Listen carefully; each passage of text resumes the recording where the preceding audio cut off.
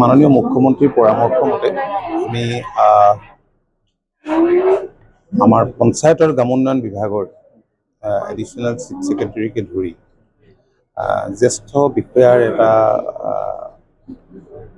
দলক লৈ আমি চৰাইদেউ আৰু শিৱসাগৰ জিলাৰ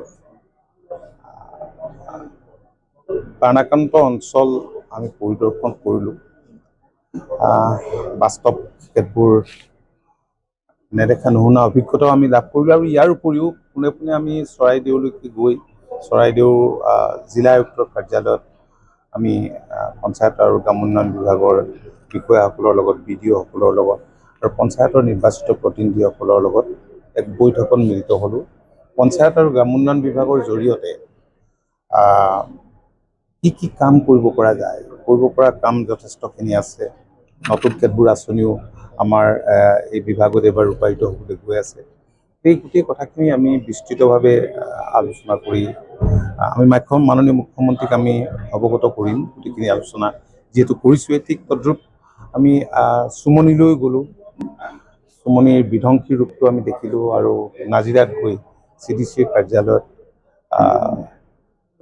নাজিৰা সমষ্টিৰ সন্মানীয় বিধায়কগৰাকীও তাত উপস্থিত আছিল আৰু চৰাইদেউতো মাহমৰা আৰু চৰাইদেউ বিধানসভা সমষ্টিৰ দুয়োগৰাকী সন্মানীয় বিধায়কে উপস্থিত আছিল, পঞ্চায়তৰ প্ৰতিনিধিসকলো আছিল। গতিকে আমি যথেষ্টখিনি আলোচনা আমি ইতিমধ্যে কৰিছোঁ আৰু এতিয়া আমি শিৱসাগৰত লগ পাম। ইয়াতে কেইবাদিনো ধৰি ইয়াতে বাহৰ পাতি থকা বিমল বৰা ডাঙৰীয়া, সুশান্ত বৰাগোহাঁই ডাঙৰীয়া, কেশৱ মহন্ত ডাঙৰীয়া তেখেতসকলো আছে। জিলা আয়ুক্তৰ কাৰ্যালয়ত আয়ুক্তগৰাকীও আছে আৰু জ্যেষ্ঠ বিষয়াসকল আছে, পঞ্চায়তৰ প্ৰতিনিধিসকলো আছে।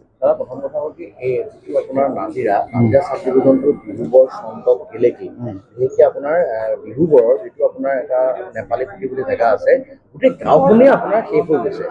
এই ক্ষেত্ৰত চৰকাৰৰ ফালৰ পৰা সেই বিশেষ অঞ্চলসমূহ যিবিলাকত বেছি আছে, কাৰণ প্ৰথম এই যিটো পানী ঢল, সেই ঢলটোৱে সেই গাঁওখনকে পাইছিল। সেই গাঁওখন 100-150 পৰিয়াল সকলো শেষ, ঘৰ দুৱাৰ সকলো হয়। মানে চাওক, এখন বুলিয়ে নহয়, কেইবাখনো গাঁওবাসীৰ ঘৰ দুৱাৰ সম্পূৰ্ণৰূপে বানত উটি গৈছে। সেইখিনিতো ডেফিনেটলি চৰকাৰে কৰিবই।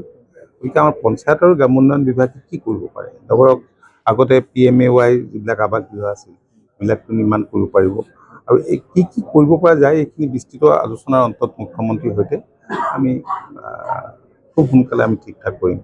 মাননীয় মুখ্যমন্ত্ৰী তেখেত দুদিনমানৰ পিছতে ইয়াতে অহাৰে কথা আছে। এই ক্ষেত্ৰত তেখেতে দিনে ৰাতিয়ে নেৰানেপেৰাকৈ কেনেকৈ সকাহ দিব পাৰি তাৰ কাৰণে কাম কৰি আছে। আৰু মই দেখিছোঁ যে শিৱসাগৰতো বা চৰাইদেউতো কৈছে যে আমি পৰ্যাপ্ত পৰিমাণৰ খাদ্য সামগ্ৰীকে ধৰি যিখিনি লাগে আমি যথেষ্টখিনি পাইছোঁ। আৰু মুখ্যমন্ত্ৰী ডাঙৰীয়াই ইতিমধ্যে প্ৰতিটো পৰিয়াললৈ 15,000কৈ টকা ঘোষণাও কৰিছে, তেখেতে নিজ মুখেৰে কৰিছে। ইয়াৰ উপৰিও যিবিলাক বানত মৃত্যু হ'ল তেওঁলোকৰ এক্সগ্ৰেছিয়াও ইতিমধ্যে 4 লাখ টকাকৈ দিছে আৰু মুখ্যমন্ত্ৰী সাহায্য পুঁজিৰ পৰা 5 লাখকৈ দিব, এইখিনি কথাও তেখেতে ঘোষণা কৰিছে। বাকী আমাৰ বিভাগৰ জৰিয়তে আজি ধৰক বিভিন্ন এলেকাত প্ৰধানমন্ত্ৰী আৱাস গৃহ যোজনাবিলাক নিৰ্মাণ কৰি দিয়া হৈছিল। SHG গোটবিলাক আছিল, তেওঁলোকে ঋণো লৈছিল। গতিকে সেইবিলাকৰ ক্ষেত্ৰত আজি ASR নামৰ দায়িত্বত থকা বিষয়াগৰাকীও আহিছে আমাৰ সৈতে। গোটেইখিনি কথা আমি তথ্যবিলাক সংগ্ৰহ কৰি লৈছোঁ। তাৰ ওপৰত ভিত্তি কৰি খুব কম দিনৰ ভিতৰতে ডেফিনেটলি আমি এই ক্ষেত্ৰত যাৱতীয় ব্যৱস্থা গ্ৰহণ কৰিব পাৰিম মুখ্যমন্ত্ৰীৰ পৰামৰ্শ।